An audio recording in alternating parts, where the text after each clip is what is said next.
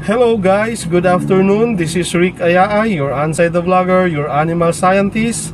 So, today, going to San Jose, Batangas tayo para i-deliver pabalik itong ultrasound scanner for early pregnancy detection in swine. Pwede rin siya sa dog and cat, sa sheep and goat. Okay, so ito ay reconditioned na pina-repair natin ito pabalik sa supplier sa abroad. So sa ibang bansa, pina-repair natin. So ito ay ginamit since 2017. So almost 2017, 28, early 2018. So almost 5 years na po siyang ginamit ng piggery farm sa San Jose, Batangas.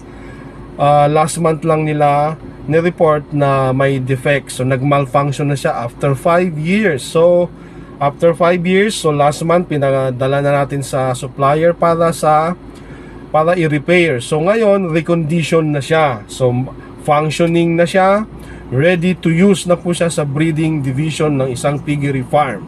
Okay dokie guys, so sa Brackish Trading, asahan nyo po, legit po yung ating after sales service na tinatawag. So 100% hindi namin kayo iiwanan.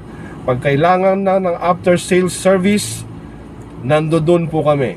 Isang tawag lang, siguradong darating kami. So after sales service ng Brackish Trading ay inyong maaasahan.